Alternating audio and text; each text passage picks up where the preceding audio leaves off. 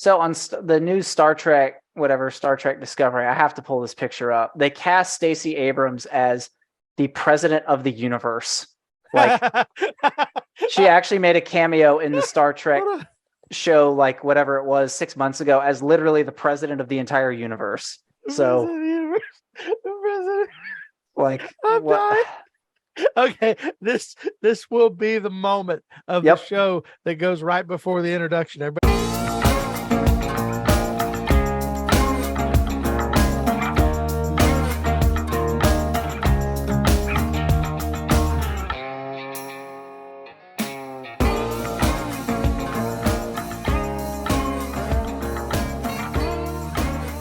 Welcome back to Conversations with Calvinists. My name is Keith Foskey, and I am a Calvinist. And tonight I am joined by my good friend and not yet Calvinist, Matthew Hinson. Good evening, Matthew. How are you? I'm good, and I would like to make the preemptive strike that, ladies and gentlemen, tonight we are talking about election. But yes, not that one.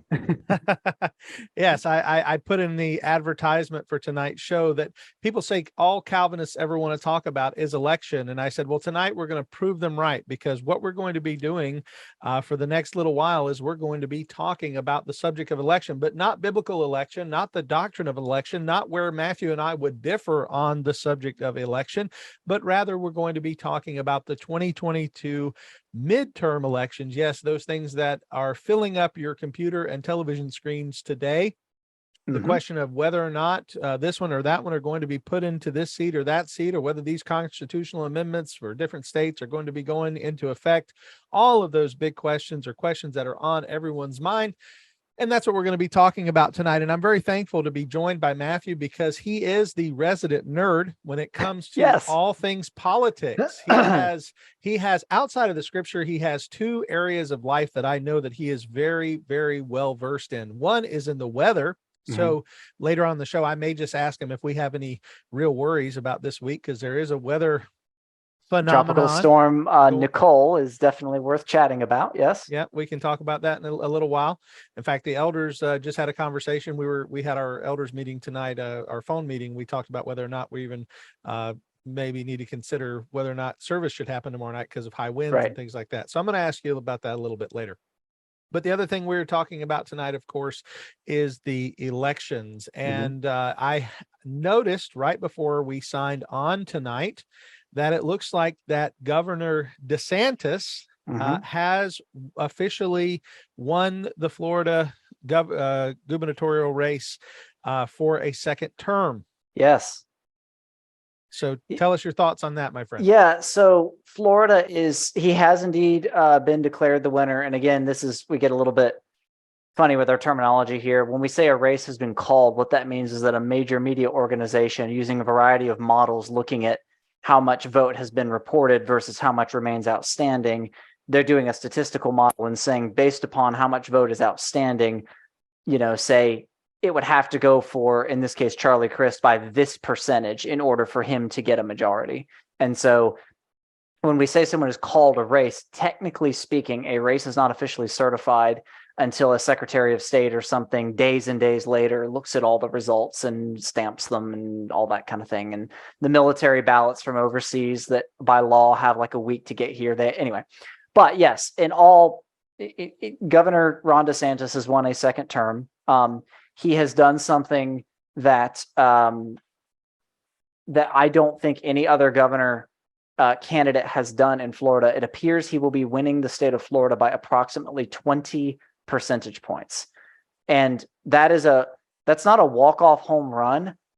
That is cracking a home run out of Wrigley Field and having it land in Fenway Park. It is just crossing state lines to where the federal government gets involved. It's that amount of a walk-off win.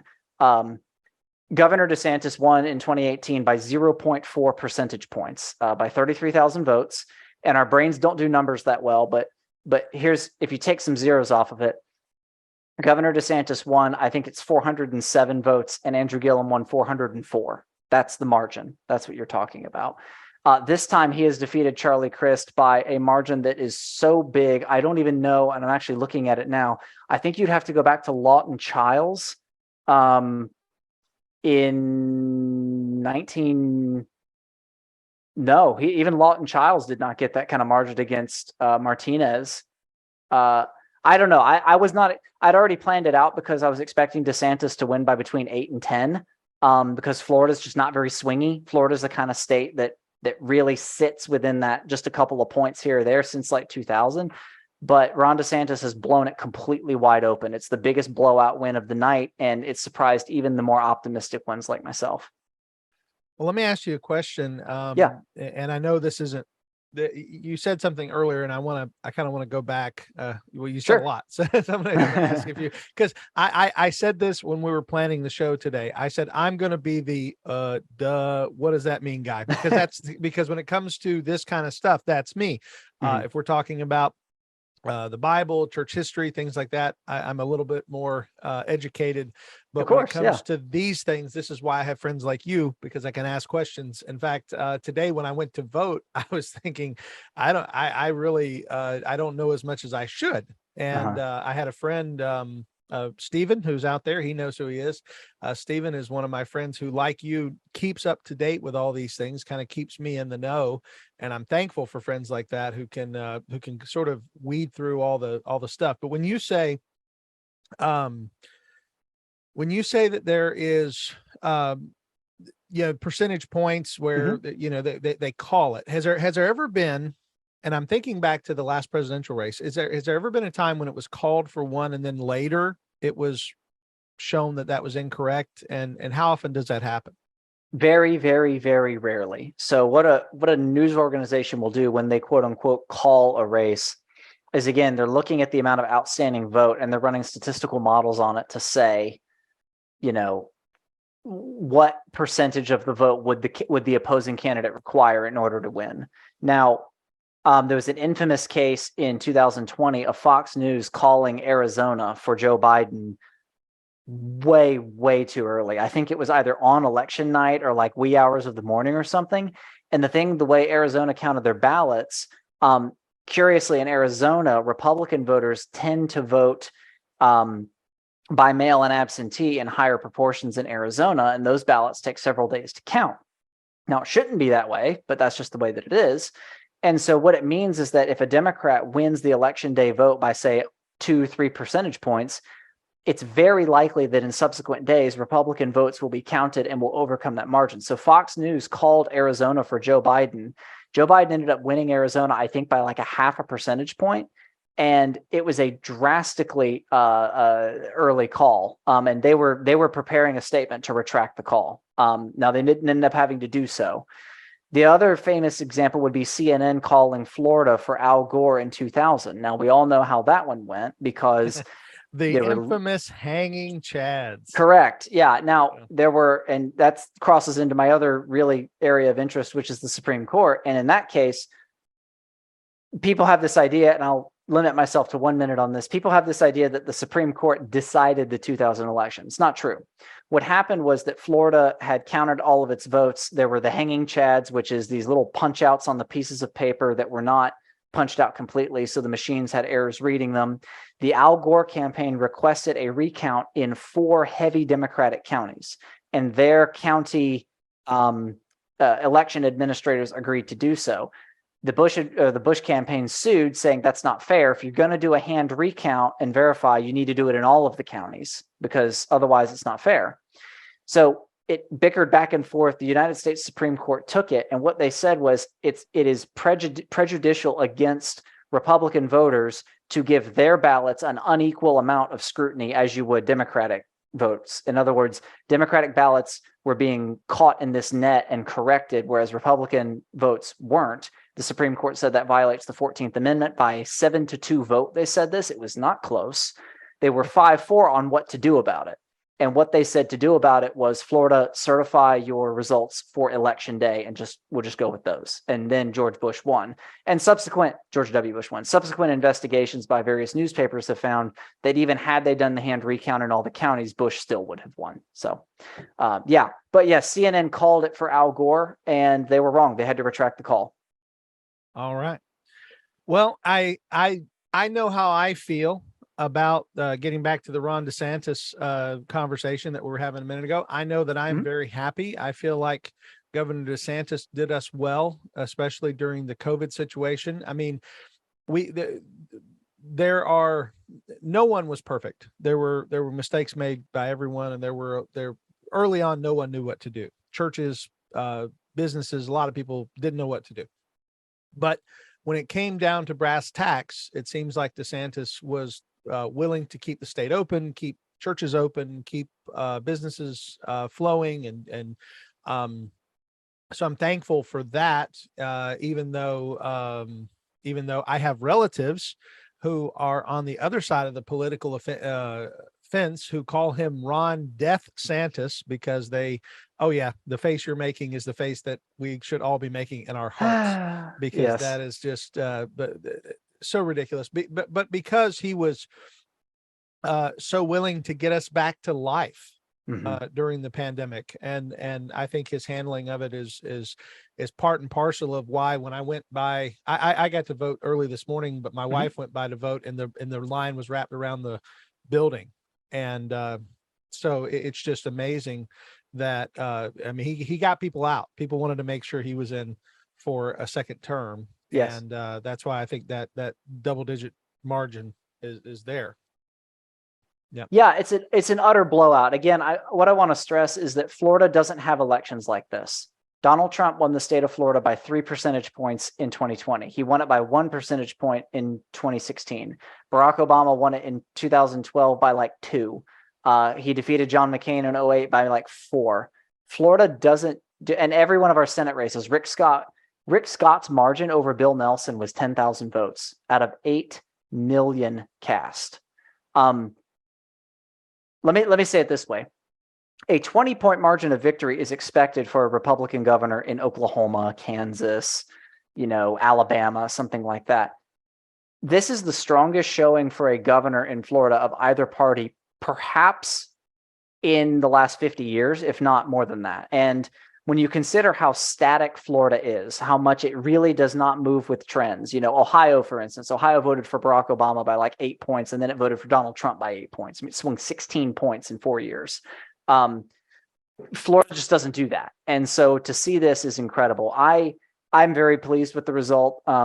Charlie Crist is a political chameleon, and that's not necessarily, I mean, people take that derogatorily, but he has now completed a pantheon. Charlie Crist is now the only politician in Florida history to lose a statewide race as a Republican, an independent, and a Democrat. He has now completed the triple crown of losing. And so, but he was the best candidate that could have been put forth. He kind of campaigned as sort of a moderate Democrat, and hey, I'm good old Charlie. Remember me from 2010. And, you're more, let's say DeSantis has sort of a firebrand style and sort of a confrontational style. So some of you are more like, well, let's just be nice to everybody kind of Republicans. I thought he would siphon off a good number of those. And I thought, this would be 6 to 8 point race, maybe 10, something like that. I'm looking at the result now with 86% of the precincts reporting, and the Panhandle, which is very red and not completely reported in, DeSantis is up by 19 points right now. 1.4 million votes, and he won Miami-Dade County outright, which is that's unbelievable. You may or may not know this, has a Republican presidential candidate won Miami-Dade in any of the recent elections? No. Donald Trump got it a bit closer. He happened to be very popular with Hispanics, which is, it's Miami-Dade County, so. But no, Republican president has not won Miami-Dade County. I know as far back as 2000, it had not happened, and I'm sure well before that as well. I don't have the numbers on that. Well, what do you think that this means in regard to looking at 2024? Do you think, as I just noticed, somebody on our Stephen Barry, the gentleman I was talking about earlier, he said the red wave is strong in Florida tonight. Do you think that has any bearing on 2024 for us or for the whole country? Do you think, or what are your thoughts on that? So 2024 is tough because you have this big giant unknown called Donald Trump. And Donald Trump is going to run for office. He's been hinting at it. He said, big announcement coming next week. He was going to wait till after the midterms, because if you didn't, the Democrats would run run against Donald Trump. And I tell you what, you want to turbocharge Democratic turnout in a year where they're kind of demoralized, then you put Donald Trump metaphorically on the ballot. Now, I liked a lot of the things President Trump did. He governed far more conservatively than I thought. I did not vote for him in 2016. I just filled the rest of the ballot out because I didn't know what I was going to be getting. I enthusiastically did so in 2020 because he governed so much more conservatively than I thought. His Supreme Court picks were excellent. The legislation he was trying to get through and his cabinet regulatory stances were excellent. But he's Trump. I mean, he just kind of says and does whatever he wants whenever he wants to. He has no discipline. He took a swipe at DeSantis a couple of days ago for no particular tactical reason whatsoever. Yeah, what was that about? What did he called him like Ron the Sanctimonious, yeah. Yeah, which is not great. I mean, Trump's normally pretty good at Sleepy Joe and giving people nicknames. That one's kind of wasn't all that great. But yeah, so he was at a rally, Trump was, and they put the results of some straw poll of if the Republican primary were held today, who would you vote for? And he was at like 70%. And then he makes fun. He's like, and you got Ron DeSanctimonious down there at 12 or 10 or whatever it was. And yeah, sure, whatever. He's threatened by DeSantis. He absolutely is, because DeSantis is a more conservative version of Donald Trump with competence, who does not have any major, major known public gaffes that people can really hang stuff on him. He's a disciplined politician. He knows exactly what he's doing. I mean, he was the congressman in my district for a while before he was governor. And the dude is a talented politician. That's normally an insult, but in this case, it is a compliment. Just mentioning something that came across. I am watching the comments, guys. Thanks, Stephen, for continuing to listen. He said, did y'all see the Jeff Durbin post he made today? And I just looked it up while you were talking. I was listening to you, but I'm multitasking here. I'm being a good host. Right. I do want to read this. Now, this is from Arizona, so this is getting out of Florida politics for a Sure. moment. Candy, this is from Jeff Durbin, who is pastor at Apologia Church. He said, Candy Durbin and I voted in Phoenix today. The ballot machines weren't working for half the people in line. They rejected them, including Candy's, and we were told to put her ballot in a special box to be counted later. Correct. There is shenaniganry afoot in Maricopa County. There is shenaniganry afoot.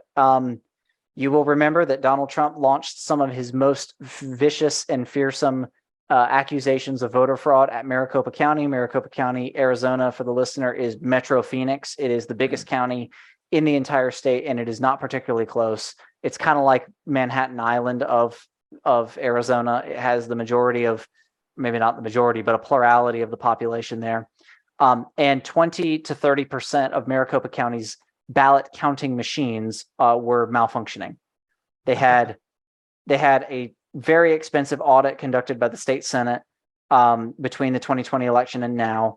They had widespread accusations of fraud. They really needed to show up tonight and say, we can competently run an election, and they have fallen flat on their faces. And that's a really big deal because there's an incredibly competitive Senate race out there between Blake Masters and Mark Kelly that could decide the fate of who holds the Senate, which is, outside of Governor DeSantis, the thing that I care about the most.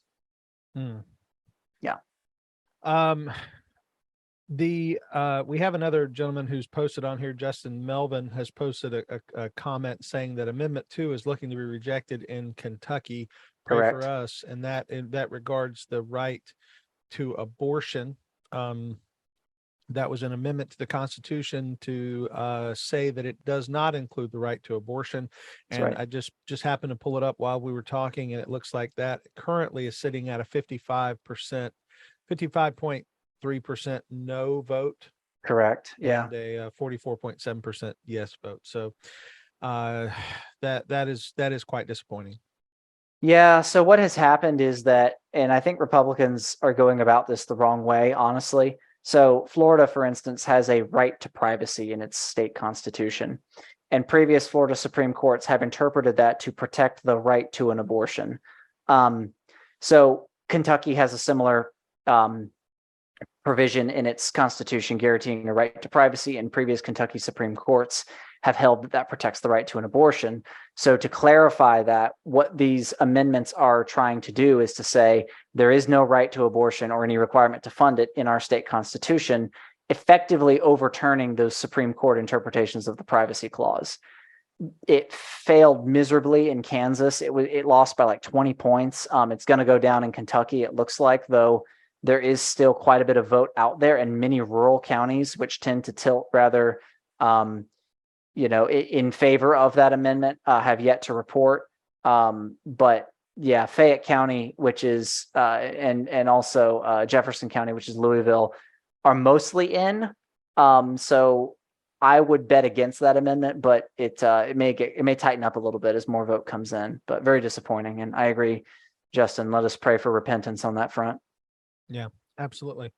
Going back to you said something earlier, and I wanted to get to Justin's question, but I do have to go back in my mind. You said that outside of the Florida races, the one in Arizona was the one you were concerned about the most. Is it because of the alleged fraud and the belief that there is fraud, and you see this is just a continuation of what happened in 2020?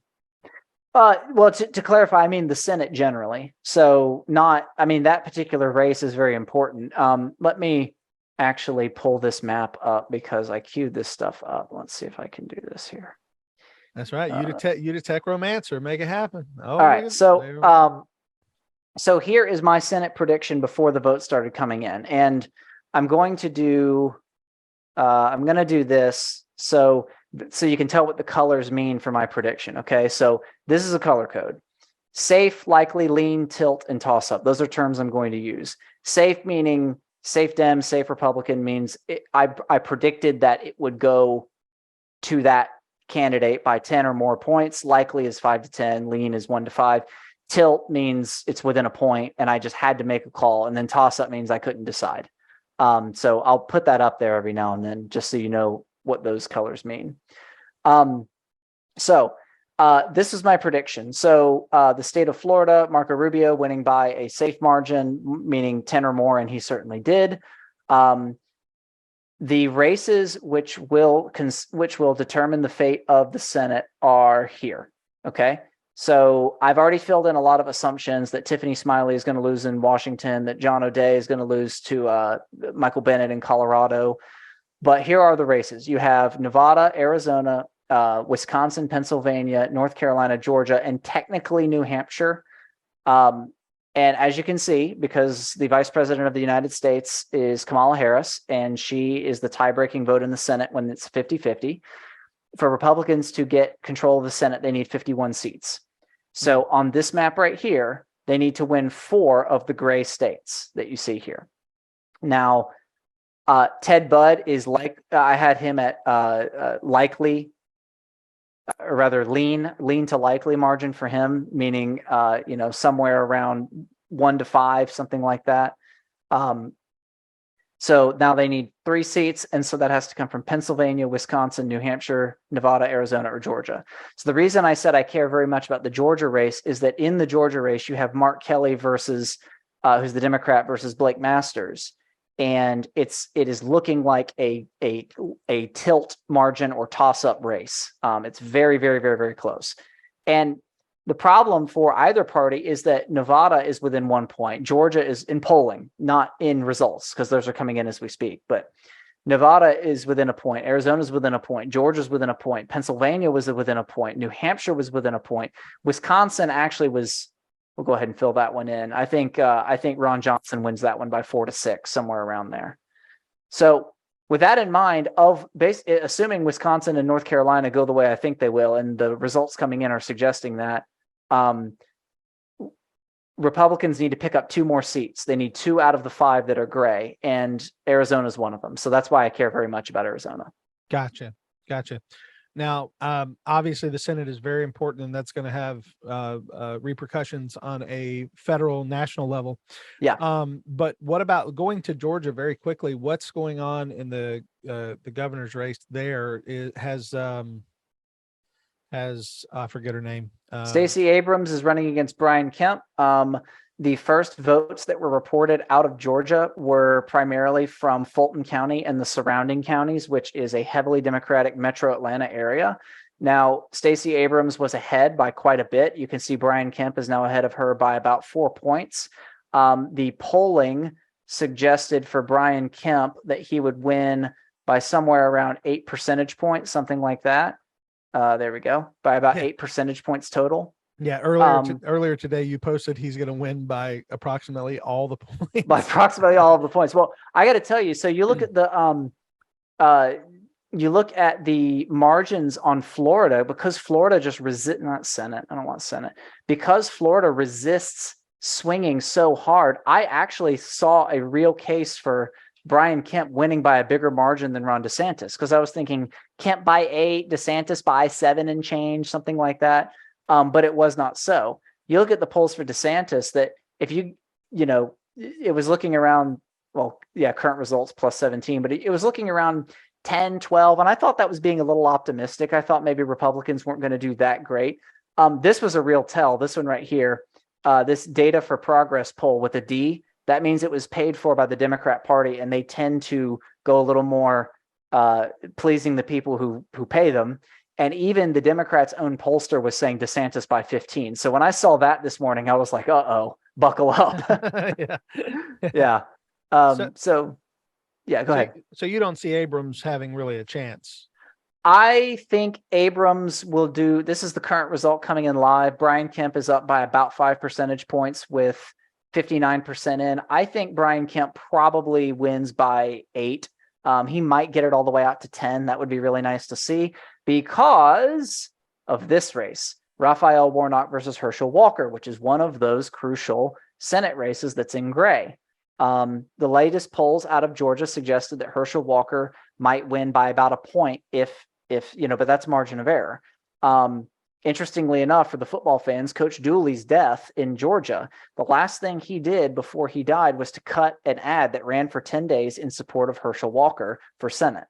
Now, those outside the state of Georgia or the South generally do not understand how absolutely legendary Coach Dooley was in Georgia and college football is generally. But there is a superstar celebrity effect that is absolutely in play, and Herschel Walker very well could walk away with this. Currently, he is down by about 2 percentage points to Warnock with 40% left to go, meaning that of that last 40, Herschel needs 21, and he's got it. So anybody's ball game, pardon the pun, at this point. Yeah. Well, and that just, that's concerning, because that's one of those 5 that we, when I say we, I don't think anybody would be surprised to know that obviously I'm pulling for Republicans in this. And, when I say we, I'm speaking of that, right. The conservatives, Republicans, we want that Senate seat. And, yes.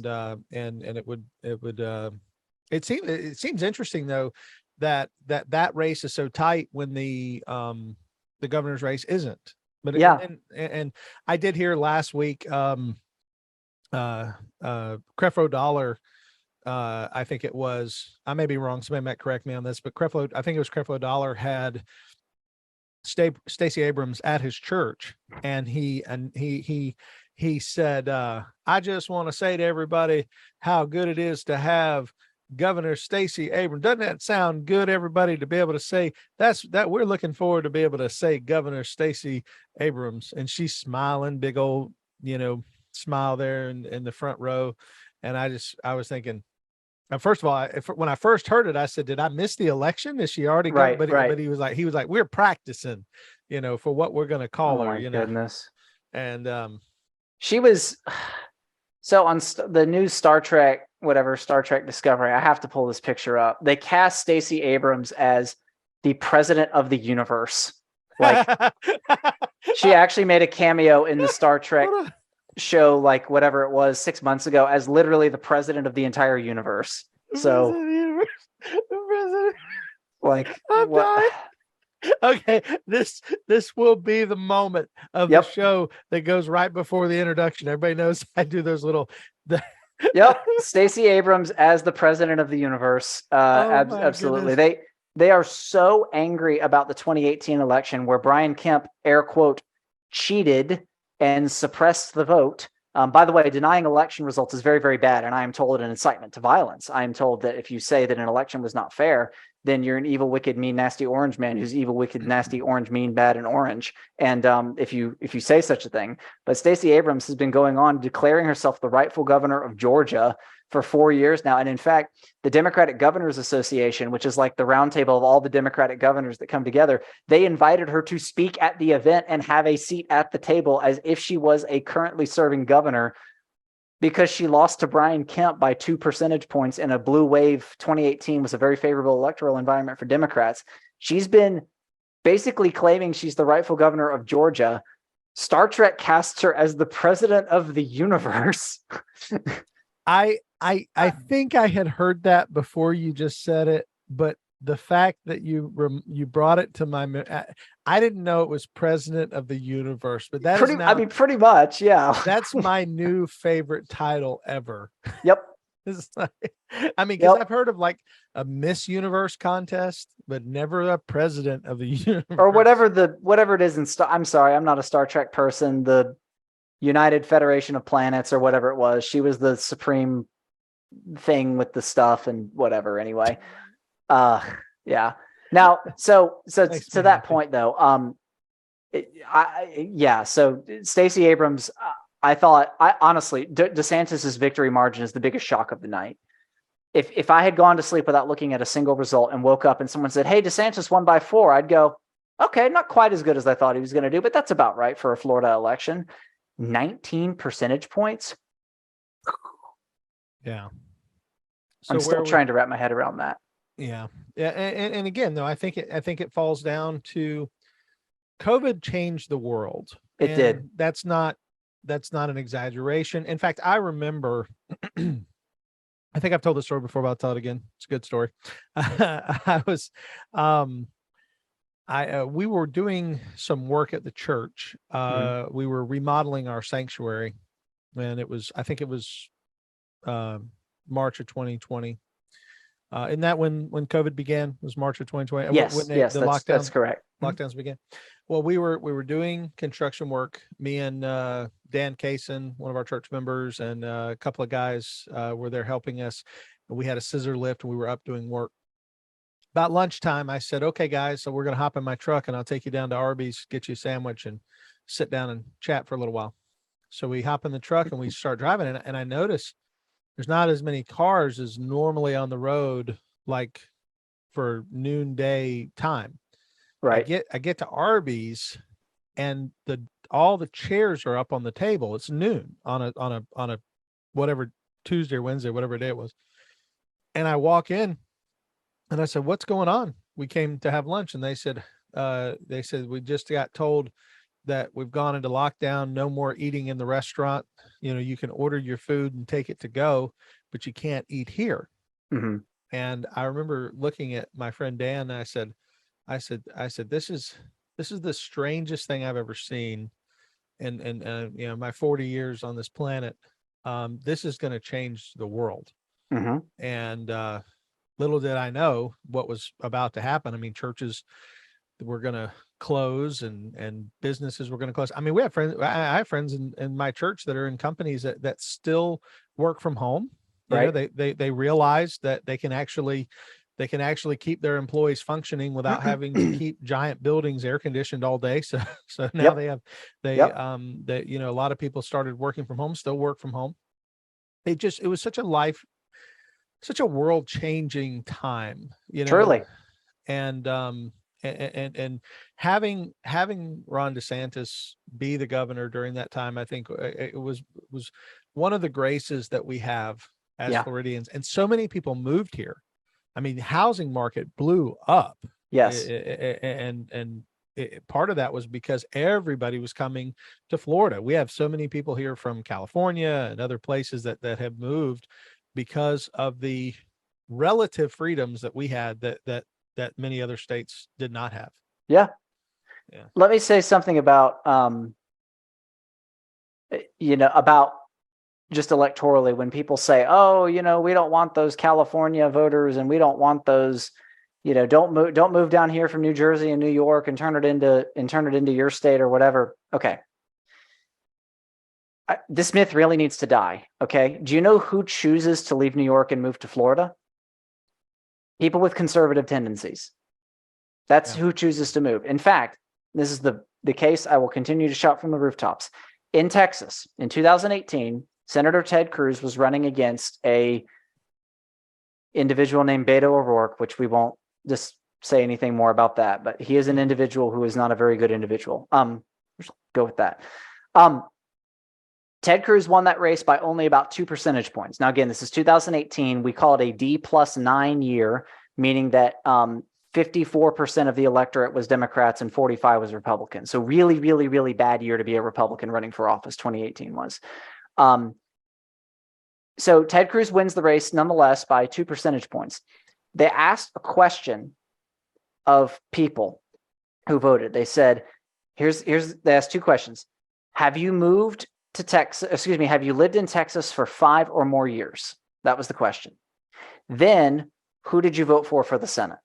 Okay. If you take away all of the people who had moved to Texas in the last 5 years, Beto O'Rourke would have won the race by 10 points. Wow. The native Texans voted for Beto O'Rourke, the Democrat, by 10 points. It was only because California and Oregon and Washington and Illinois and New York had been sending Texas their more conservative-leaning voters that Ted Cruz got to keep his Senate seat. So this idea about, the New Jerseyans are going to move down here and they're going to vote for the same policies that ruin their state and that has happened exactly one time that we know of, and it has never happened again. And the one time that we think that it occurred was in Colorado. You had Colorado voted for George W. Bush in 2004, and it's been a blue state since then.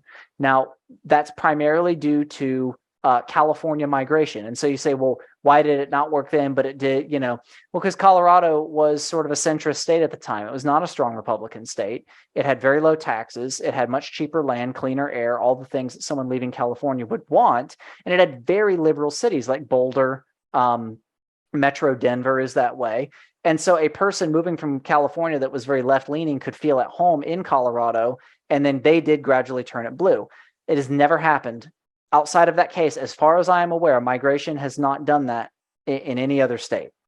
So don't worry about that in Florida, especially. The people coming down here that have moved, some of them from Canada. I know some living nearby that became United States citizens to escape Justin Trudeau's pandemic policies. And they voted straight ticket Republican because they said, we want to vote for the guy who said no to all of this. And that's exactly what they've done.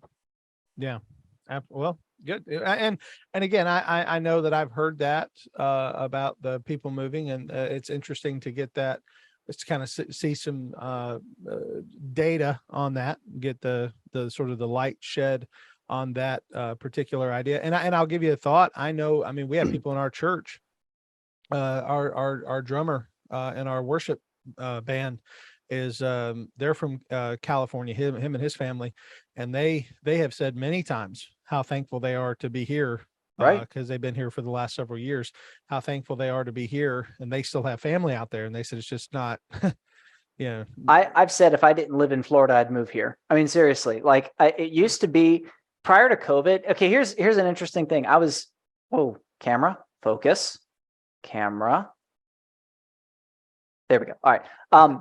I've said before, like I was just in the shower, like, I don't know, a couple of days ago thinking about this, and I shower every day. Just so we're clear. I shower every couple of days too. I shower every day, to be clear. A couple of days ago, while in the shower, you have those shower thoughts, right? And I was saying, I can probably name, of the 100 men and women in the Senate, I can probably name 60 of them. And of the 50 governors, I can probably name 30. And that's not a brag. It's just when COVID happened and you started seeing what COVID did is it accelerated something called the big sort, where people started moving to where their policies and their particular vision of how America's supposed to work, they started moving there. And this is actually a good thing. This is called federalism. Okay. Federalism is the idea that the United States federal government does very, very little, because it turns out there's very, very little that you can get consensus from all Americans about. It's like coining money, national defense, interstate commerce. That's about it. And all the policy decisions should be left up to the states. What is your general tax rate going to be? Are you going to have woke nonsense in your schools or not? That kind of thing should be left up to the states. Well, what has happened is COVID really put a thumb on the scale, accelerating the big sort, and it forced people to make that choice much sooner. So what you're seeing is red states are becoming redder, blue states are becoming bluer, generally speaking. Now, what has also happened, though, is that some have moved into the toss-up category. Nevada was never supposed to be competitive. Georgia was never supposed to be competitive. Nevada has moved blue to center, and Georgia has moved red to center. So you're seeing some of that happen as well. I will say that, like I said, if I didn't live in Florida, I would move here. And that's a big thing for me to say, because I have a church that I'm extremely invested in. I have a small business that I by God's grace, built from the very ground up here that supports me and my family.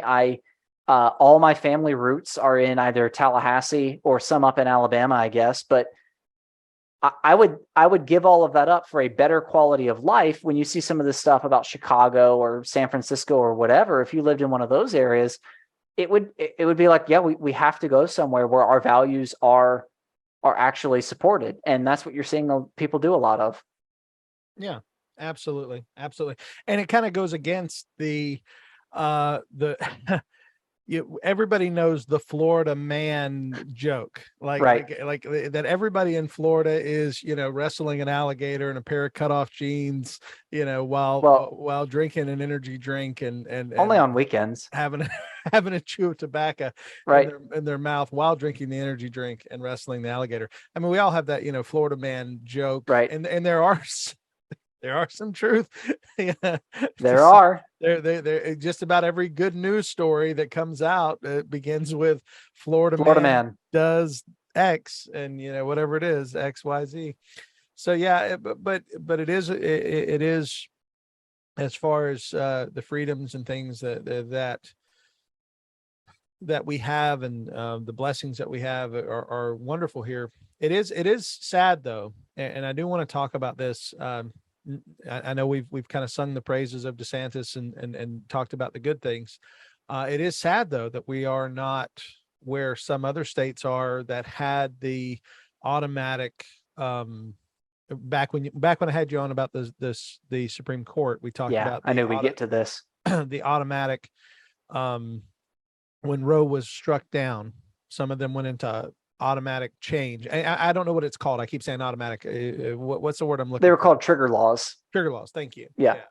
Which basically meant that as soon as Roe versus Wade was repealed or struck down, that would trigger a law in their state to make abortion on demand illegal. Yes. And unfortunately, that has not happened in Florida. Yeah. And as much as I really do appreciate Governor DeSantis, I don't see that being on his agenda. So right. What are your thoughts in regard to his position there? So Ron's a very talented politician, first of all, and this is where the religious and the political come together. So for the listener, I am unabashedly, unashamedly, whatever else you want to say, pro-life and to the point of abolitionist on abortion. Okay, so that let me go ahead and put my bona fides out there. That's where I'm at. Okay. The question is, how do you get there, right? Because and I don't think you're making this point, Keith, but some would say, if you don't go from all of the abortions are legal to all of the abortions are illegal in one law, then what's the point? And so why even try? Well, Nazi Germany's concentration camps were liberated one camp at a time. We didn't say, oh, well, we can't get to Bergen-Belsen, Auschwitz, and whatever else all in one day in one operation. So I guess we just shouldn't even bother liberating concentration camps. Probably better to just let them be where they're at. It took a political strategy called incrementalism. Now, again, we are in politics. We are not dealing with the personal heart of a person. If someone has a pornography problem, they watch it every day. I wouldn't say, well, let's try for 6 days instead of 7 this week. Like I wouldn't. This is a different world, okay? This is talking corporate, the body politic generally. What I would say is Governor DeSantis is pursuing a policy called incrementalism, which is where you look at abortions and you look at where they generally take place, and you start inching the line backwards on when an abortion is banned. He just signed a 15-week ban in this most recent legislative session. Governor Youngkin of Virginia proposed something similar. And Governor Youngkin straight up said this. He said, that appears to be about the average position of the average Virginia citizen. I will continue to push for more pro-life positions, but right now that's what I can get through the state house. And turns out that will save the lives of some babies. It will not save the lives of all of the babies, but if the choice is between that and doing nothing, I'm going to do that. But I'm not going to stop there. And the next legislative session, it'll be 12 weeks or 8 weeks or 6 weeks or a heartbeat bill or something like that. So Governor DeSantis is going to pursue that. And it'll actually depend a lot on how the state house and the state Senate elections turn out. If the governor is winning by 20 points now, I really want that to be, right now it's 19.6. I really want it to hit 20, and it just might, because Panhandle's got a few more. Anyway, if he's winning by those kinds of margins, we could see a veto-proof supermajority in the state legislature, and then you get to pass whatever you want to. And if that's the case, you could get a 12-week, an 8-week, a heartbeat ban, something like that. Charlie Crist ran on abortion. He literally made that the centerpiece of his campaign. I watched the debate between the two. The person said, because congressmen, or I don't know how he's referred to, what are you going to do to fight inflation? Thank you very much. That's an excellent question. But I'd like to set the stage on what matters tonight. My opponent here believes there should be no exceptions for abortion. And it's like, who are you even talking to? Like, what? But that's what he ran on. And the voters of Florida rejected that message by a massive margin. Now, again, DeSantis is not running on a total abolition. And if he had been, he wouldn't have gotten the margin he got tonight. What does all this mean? It means that as Christians, when Israel was taking the promised land, they had to drop Jericho. Jericho was Roe v. Wade. Jericho has fallen. Now it's time to move step by step through the rest of the settlements and take them out. And if we don't, and we leave the Philistines and we don't do what God said, then they will harass us throughout the rest of the Old Testament and will always be a problem. So it'll be incremental. It'll take time. And last thing is, Florida is a very, very, very new red state. Florida has been a red state for all of 17 seconds at this point, okay? It was purple, tilt, DeSantis winning by 0.4 percentage points, Donald Trump winning by a point and then 3 points, Rick Scott eking it out by 0.1. I mean, there has never been the political willpower, capital, or representation to do it. That is changing, and I expect that that will translate into abortion legislation coming very soon. And that goes back to something you said just a few minutes ago. And I know I'm just repeating things you've said, but the issue of the red states are getting redder, the blue states are getting bluer. And that's a thought I really hadn't considered, I guess, before you said it, just the idea that I think there's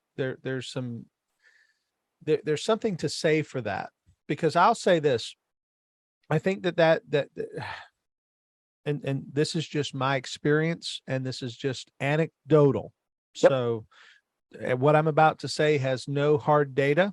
And so someone may come along and tell me I'm incorrect, and they may be able to prove me wrong. But what I have recognized in which is consistent with what you just said is it seems like the Christians I tend to be meeting tend to be more fired up than maybe I remember in my younger years as a minister, and even before I became a pastor. And those who are opposed to Christianity seem to be more fired up in that there seems to be a stronger polarization among people. Whereas I like when I was in high school, I mean, we knew, there were kids who went to church, and, most everybody sort of went to church, but I don't remember there being, apologetics arguments at lunch tables and conversations. I mean, there was one or two kids I knew that were really into the rapture. Like that was a big thing. The 90s where, everybody was afraid that if a blood moon would have occurred then, we would all freaked out. Right. Oh boy. Yeah. Yeah. But nowadays it's like everything is so polarized. And I don't know if that's a byproduct of social media, and again, everything gets blamed on social media nowadays, but I do think that there could be a connection to people finding people like themselves and feeding off the energy of others and creating their their echo chambers where, they get louder and louder because they're all saying the same thing. I don't know, just a thought I had when you said the red states are getting redder and the blue states are getting bluer. Is it possible that that's happening on a individual level, that people are getting more and more, like, I know my parents, man, they're they much more political now than they were when I was 15, 16 years old. My dad never talked about Bill Clinton or any of that Right. stuff. Right. But, I mean, outside of the Monica Lewinsky scandal, which was just a scandal for the whole nation, we never talked about any of this stuff. But now, just the other day, my 77-year-old father and I were having a conversation, and he mentioned, well, I forget how he said it, but it was something to the effect of, well, as soon as this thing turns red, things are going to start getting better. Yeah. And that was a sort of a simple way of saying, the Republicans are going to make it better. Yeah. Yeah. So tell me your thoughts. Yeah. Are we getting more polarized? It's kind of a hard question. I mean, so one way I'll answer that is, let's look at party platforms. So if you go back about 20 years and you say, so every 2 years, every midterm, the Republicans and the Democrats put out a party platform, which is usually a very, very long document that no one ever actually reads. But anyway, it's a description of what are our views on taxation, immigration, the border, national defense, abortion, on and on and on, and all the different issues. If you look at the 2002, 2000, 2004 Republican Party platform, it's basically identical to today, more or less. The one exception would be Republicans sort of writ large have gotten a little more hardline on immigration, I would say. There's a lot of sort of big business Republicans who wanted the cheap labor for their constituents, and a lot of your Walmart and type of stuff, the big corporate donors, so to speak, wanted the cheap labor, so they were a little more squishy on immigration. But aside from immigration, Republicans are about the same, and in fact have moved leftwards on some stuff. The idea of a pro-gay marriage Republican, 10 years ago, Barack Obama ran in 2008 on a platform of traditional marriage and said there would never and should never be a day in which marriage should not be between a man and a woman. Barack Obama said that. Now, he's lying through his teeth. And he was a Democrat, which is amazing, because that seems so recent. Yeah. That that was the platform, even within not the platform, but that was the position within the major Democrat candidate. Absolutely. He ran on that. He said, I believe marriage should be between a man and a woman. Now, it turns out he probably didn't believe that. But the point is, to win the Democratic nomination and then the presidency, that was the mood of the nation. That was the mood of the leftward of the two political parties, right? So that was only 2008 was 14 years ago. Okay.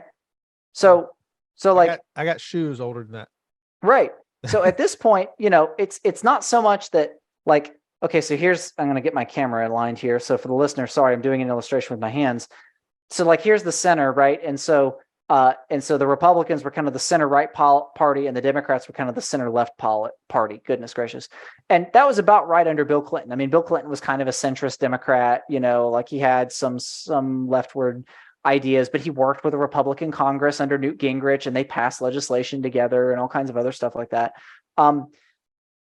And then the Republicans have largely sat still on policy changes. Again, they've gone more leftist on marriage, which is the fundamental institution of society that God ordained. The family is, and so they've given themselves a shaky foundation on that front. They've moved a bit right on immigration, maybe, and their rhetoric has gotten a lot more combative. Someone like a DeSantis or a Matt Gaetz out of Florida's 1st District, or Donald Trump, there's a lot less of the country club kind of, sport coat and golf clubs Republicans aren't really running the thing anymore. So that you look at the Democratic Party, though, oh my goodness. I mean, on the issue of marriage, on the issue of taxation and healthcare, Obamacare was not a surefire thing in 2009. And it was way watered down from what they wanted. Nowadays, they want taxpayer-funded healthcare, abortion to the point of birth, and by some state legislators and governors, even on the delivery table later on. If, a couple hours on, you decide, I changed my mind, then, we'll just kind of take care of it for you. It's that who's that they did the movie about the abortionist who would kill after the baby was born, Gosling. Kermit Gosnell. Yeah. Gosnell. Yeah. And I mean, he wouldn't be a criminal in some of these states. Yep. Yeah. And I'm first off, like, bro, Judgment Day for you, like, may you find the grace of Christ, because that is not going to be a great day for you. Anyway, so radical shift on that. Let in all of the illegal immigrants. Again, regardless of what you think about immigration, it's a huge policy shift. It's just transing the kids. I mean, transgenderism was not a thing 10 years ago in modern parlance, 5 years ago even. Just all of this stuff, they've shifted drastically to the left. And so there is more polarization. The red states are getting redder because it's come as a response. And so conservatives used to have this government should stay out of everything and let people live their lives. And that was an idyllic vision, and it's great. Problem: when the other side has power, they will use it against you. And they have, and they do. And so Ron DeSantis is a new breed of Republican, and I don't mean to just sing his praises, because there are others that do this as well, that say, I have power, I'm going to use it to advocate for my vision of the world. Well, what if the other side gets power and does the same thing? They're already doing that. They're already doing that. We have already transgressed the boundary. Let's use the power we have. And so Ron DeSantis has gotten things like Parents' Bill of Rights, extra rights in education. We're not going to sexually indoctrinate kindergartners. We're not going to force people to get COVID shots, like all kinds of good stuff that some hand-wringer Republicans were like, ooh, but what if they use their government power? The president of the United States attempted to use OSHA to force every single person who works in the United States to get a vaccine. And we're still hand-wringing like, well, what if they use the power someday? Ship has sailed, man. Ship has sailed. We are lobbing bombs at each other, metaphorically, from foxholes at this point. We're not having tea together anymore. And it wasn't the right who started the fight. Yeah. It's almost like, it's almost like somebody read Romans 1. Yeah. And they said, hey, this part where it says God gave them over to a debased mind. Let's see what that looks like in real life. I mean, it's like, it's like, let's see exactly how crazy we can make our arguments. And here's the thing. Here's the thing that really gets me. I know that you're not on TikTok because it's Chinese spyware. Yeah, it is a dangerous Chinese spyware app. So I don't recommend people have it. However, because I know people do have it, I do post videos on to. You mean TikTok. This guy? You know a guy who has it, and you're just going to talk about him for a minute. Well, he looks a lot like me. I see. Okay, and he's hilarious. His name's Medford, right? Yes. But I sometimes when I'm I just happen to scroll through after I see, I get my videos on there and then I scroll through to sort of look and when you post on there, it sort of gives videos that are like yours. So, I see other Christian guys on there. There's some good guys on there that are doing some good things, making apologetic videos and stuff. And that's good. But one of the things that I have come across is some anti-Christian and anti-Republican TikToks. And, sometimes it's good to listen to people who disagree with you. Yeah. Because, just like in apologetics or any other field, it's good to consider what the other side says and not try to straw man their position, but actually listen to what they've said. And so everything I'm about to say is things that I have heard them say. Mm-hmm. And this is why I think the whole giving over to a debased mind is not is not an exaggeration. One person said the difference between the Republicans and Democrats is Democrats really care about people, mm-hmm. and Republicans only care about property. They don't give a D about people. And this person was so sincere and so wrong at the same time. Is that only the Democrats care about people. Mm-hmm. And Republicans only care about property. Don't give a darn about people. And I just remember thinking this person first, they had like thousands of likes, thousands of, oh yeah, amen. People, you go down the comment section and you just see over and over and over, and nobody dare question them because they're on the right side of history, or maybe So you to might say speak, yeah. the left side of history. but I just remember hearing that going, this is one, it's not true. And two, this is how they see themselves, which it gives again over to the debased mind. Mhm. How can you say that you love people, but you're for the murder of babies in the womb? That just that does not comport. And what do they Mhm. say? Well, they're not people, but that's not the argument anymore. If you listen to some of the most common arguments among those who are supporting abortion is, yes, we understand it's people, but their right to life does not supersede the right to freedom of the mother to take that life, and therefore the mother should be free. I mean, it's just amazing to me. Mhm. And like I said, so many other things that I went through, and like I said, I'm hearing people make arguments, and I'm like, this is a debased mind. Mhm. Of course, I don't know. Maybe I'm sort of just droning on here. It just doesn't. It seems to fit very well within that Romans 1 category. Well, you have to ask, and one of the most depressing sermons I ever heard was John MacArthur preaching Romans 1, and he was saying, like, the United States is being given over to judgment, like it's done. We're sunk, and I'm not sure I necessarily agreed completely, but he was just laying out all of the symptoms and the warning signs. This was a sermon from like 8 years ago, and we gotten crazier since then. So he's proven a little prescient on that. But yeah, I mean, to be given over to a mind that cannot logically think is an act of judgment from God. It's a righteous judgment. All of his judgments always are. But it's a fearful judgment when that happens. I'll say this, at least on, I'm not saying that all people who vote different than me are stupid, crazy people. I think many of them are honestly confused. I think my dearly departed grandmother was a Democrat voter forever, essentially. Southern Democrat, that's just how it was. And, through the depressions when she grew up. But then after that, that's what she said, is the Republicans are the bunch of fat cat oil execs, and the Dems are the ones trying to vote for welfare for poor people. And so I want to vote for the party that cares for poor people. And like, if that's all the data that you're working on, then yeah, sure, I get, it makes sense. But, and I don't think my grandmother had a depraved mind or anything. She knew the Lord. I think she didn't apply some of those principles consistently, but I still loved her to death. And we still ate at the Thanksgiving table together, and you didn't have to get into all that. And I still think you don't. I do business with people that have the opposite political candidate's sign in their front yard. Okay. It's like, yeah. Okay, fine. So what? That's fine with me. I don't have any problem with that. When you start saying, I'm going to use the power of the state to take your children away if you do not teach them in this particular manner, then we have an issue. There's this meme that I made actually today where there's a Time magazine article that said a majority of American parents want to be able to opt their children out of the educational content they disagree with. And then it said at the end, that is terrifying.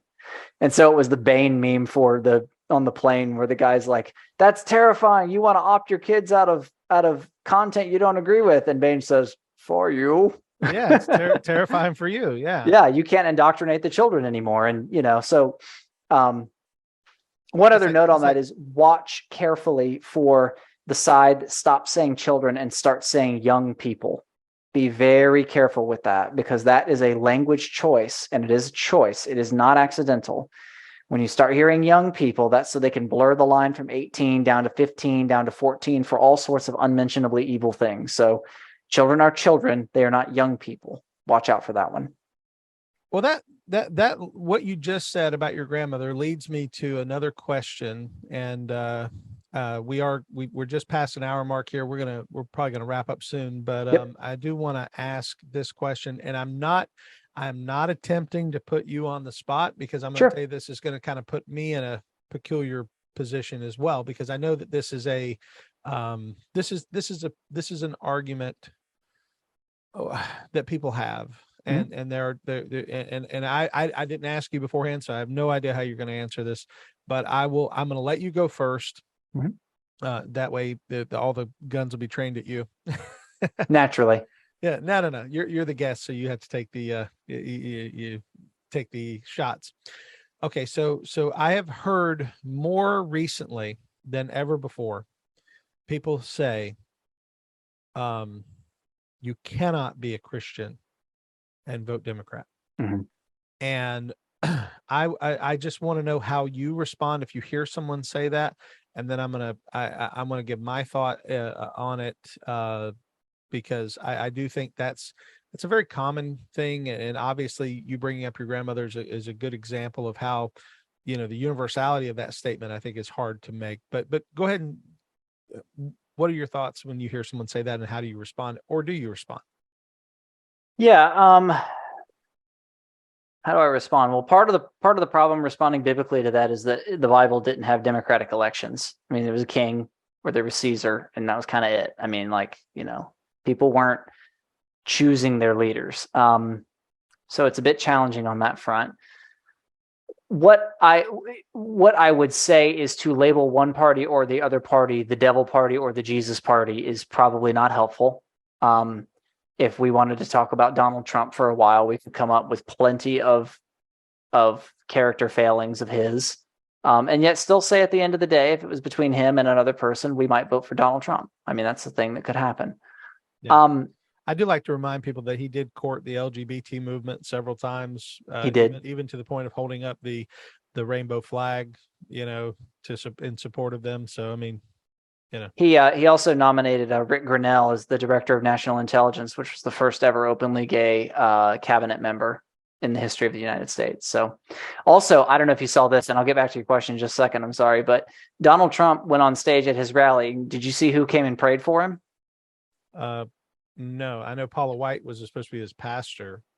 The infamous Lord of the Prosperity Gospel himself, Kenneth Copeland, came out and prayed for Donald Trump. This was the last. Yeah, I did hear.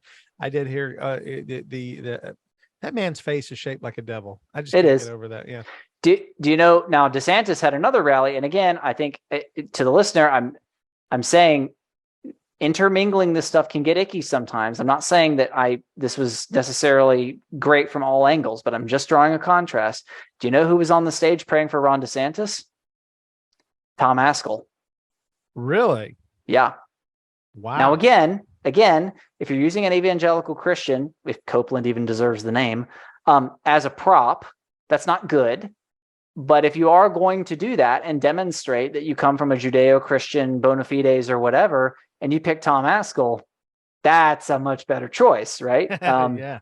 So anyways, you cannot be a Christian and vote Democrat. Well, it depends on information, I would say. It depends on how much you know. Jesus' parable of the talents, the judgment comes based upon what was given, how much light you were given. Our judgment will be much more severe than the first century Christian who had a scrap of Philippians and that's it, as we talked about in our Bible podcast. What I would say is that if you truly claim Christ as Lord of your life and claim that Christ is the Lord of the world and the Lord of the universe, and that all authority on heaven and earth has been given to him, and that he gets to define right and wrong in direct defiance of what happened in Genesis 3, then it is your duty to seek justice and love mercy and walk humbly with your God, and to do the best that you can to effect justice in all aspects that you can. If you have a choice, forget about parties for a minute. If you have a choice between two people, okay, just two humans, Jim and Sally on the ballot, and Jim, you don't particularly like his tax policy, but Sally is in favor of a 9-month-old getting stabbed in the head with a pair of scissors and then removed forcibly or killed on an operating room table.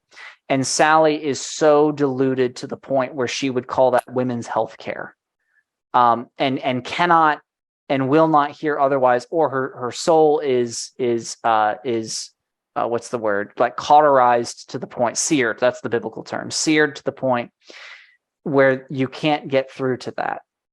You have to understand you are voting for someone who has no moral groundings whatsoever. The fundamental link between morality, which is life, life is the thing. God is pro-life, not just in abortion, but God is in favor of life.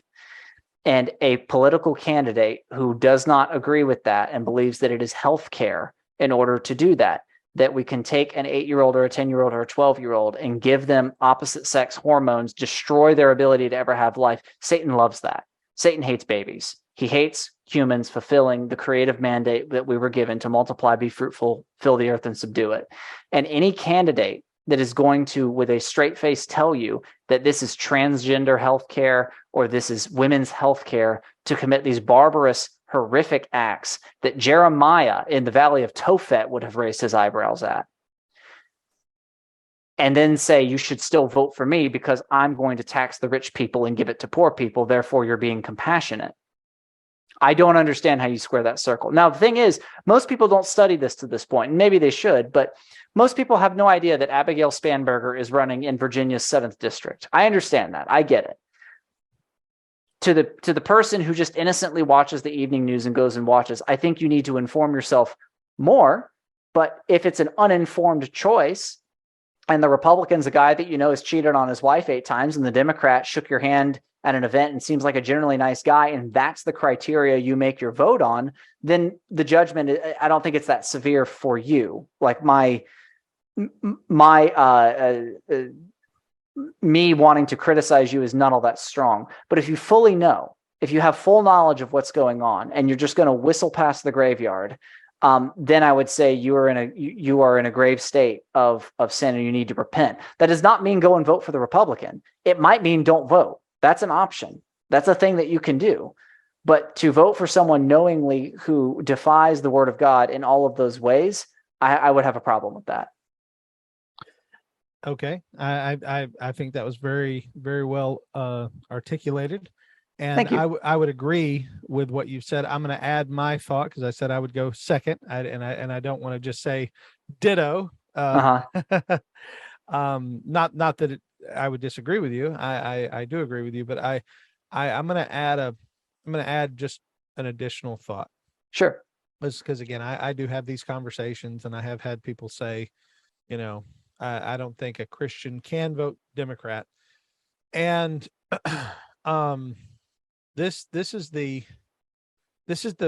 point that I think so many of us are on, and you articulated it, and that is at this point we are almost down to a single issue, even though we could say transgenderism, homosexual marriage, things like that are issues. The abortion issue is still the issue for so many people. And that's where I have the hardest time, because it's not as if people don't know. I saw Stacy Abrams, again, president of the universe, she will never not be the president of the universe in my mind now. There you go. All hail. Yeah, all hail the president of the universe. She spoke at a church about how she was raised by, and I think she said her mom and dad were pastors. I don't remember exactly, but basically she said that, raised in church and that she was taught that abortion was wrong, but when she went to college, she learned different, and now she believes that it's right. And so that's where I think that, my heart breaks. I know that there are those in the Democratic Party who oppose abortion. Mm-hmm. There is maybe like 6 people total. I'm sorry. I interrupted your thought. I'm sorry. No. You're probably right. But I remember specifically the lady who stood up at a I don't remember if it was Joe Biden or if it was Beto O'Rourke. It was somebody who stood up and asked the question, what are your, will you support us or our cause or whatever, we're Democrats. And they and the person said, we don't want you. Mm-hmm. Basically, you're not on our side. You say you're a Democrat, but you're really not. So in that moment, whoever it was, and I do think in my heart, I think it was Biden, but do you know what I'm talking about? Do you remember this? Yes, I do. I'm gonna have to look it up. Keep going. Maybe find it. Maybe somebody in the comments can let me know. But I just remember saying, that's it. She nailed it, because that's the issue. If you have a D in your religious, or your political background, if you put, that you're a Democrat, you are at that moment essentially supporting the murder of children. And that's where so many of us would have a difficult time squaring that with Christianity. So again, like I said, I'm not really saying anything different than what you said. I guess I'm just, maybe for me, it's just so simple. That is it. And I know it's not the only cause, and people say, well, the Republicans aren't getting rid of it either.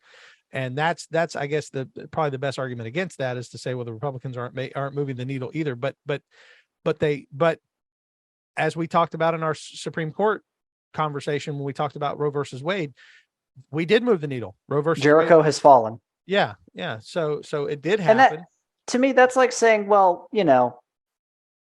yeah, Saul's pretty bad, but David has his faults too. I mean, David's not perfect either. Well, yeah, but one of them's a madman and the other one is the anointed king of Israel. And no, I am not saying that a presidential candidate is the anointed king of Israel. Don't go there. But we have to make comparisons. We have to make choices. We have to say this is better than that. And this is one of my favorite quotes, and I post it every time there's an election coming up, okay? A vote is a chess move, not a love letter, okay? Every single election ever is voting against the choice. You're voting for the lesser of two evils. Keith, if I offer you a hamburger or a hot dog for lunch, you do not perfectly love hamburgers and you do not perfectly love hot dogs. You might like one a lot and one a bit less, but you do not have perfect love for either one of those. They do not 100% satisfy your soul, a hamburger or a hot dog. So in essence, if I ask which one do you pick, you are picking the one that will dissatisfy you less. Every single election is voting for the lesser of two evils. And so when people say, get really bent out of shape about this, I'm like, look, I mean, you're never going to have a perfect candidate unless you're running, and I might even vote against myself sometimes. I don't know. So we have to be a little bit pragmatic. We have to be the one standing athwart history as the church, as the oracle, saying we do not accept that this is where this ends. The people who dusted their hands off after Roe, even though the opinion specifically said we now return this issue to the states, so fight it out in your legislatures. The people who just said, well, job's finished. No, it's not. And once abortion, God willing, is outlawed in all 50 states, there will be other instances of injustice that the church must continue to fight. And that will never end until Christ returns. That will never end. Yeah, absolutely. Absolutely. So when we, I guess to finish out the question on my side, when we consider, if somebody were to tell me, well, I'm a Democrat and I'm a Christian, that would be my first question to that person. Yeah. It would be how in the world can you support the continual murder of babies? And I just have never had an answer that was anything outside of unsatisfactory, because there's just no good reason to murder a baby in the womb. So there was one more thing just for you. There was an instance where in the House of Representatives, right, they're debating something called the Equality Act, which would just completely destroy the Civil Rights Act by adding gender identity and gender expression into the Civil Rights Act of 1965. And so you cannot discriminate on that basis. So someone pretends that they are a man or a woman or whatever, or a Apache attack helicopter, you cannot discriminate on that basis. And a Republican congressman actually had the temerity, the equipment below deck, shall we say, to stand there in front of the microphone and say, this is not how God made man and women, or this is not how God made man and woman. God made them male and female. Jesus affirmed this. This is an affront to God's law. This is an affront to the image of God. It's a dreadful, just right out of the Bible, was not afraid to just say it from the House floor. And the presiding officer was a guy named Jerry Nadler out of New York. He is I think the Democratic. He's not the speaker, and I don't even think he's the House Majority Leader. I think he's maybe the number 3 Democrat. He gets on the mic from his presiding office. He's serving as the Speaker of the House that day, and he says, whatever he says the will of God is of no concern to this chamber. Moving on. Man, again, you speaking from that position of power, you want to say that and you want to deal with the day that is coming. Again, may the blood of Christ cover you, my friend, because that will be the only thing that can save you from something like that. Yeah, absolutely. Well, brother, I think that's a good place for us to draw this to a close. That was a very good analysis that you gave us. And as always, I'm so grateful for your insights when it comes to politics and all things surrounding politics and weather. You are my man. You are my You're my personal weatherman. There's a song. You ever seen the movie Groundhog Day? Yes. There's a song called Weatherman. It's in Groundhog Day. I just want you to know that's dedicated to you, my friend. Well, thank you. I appreciate that. You're my weatherman, and so I appreciate you. Should we batten down the hatches, or you think anything's going to happen with this storm?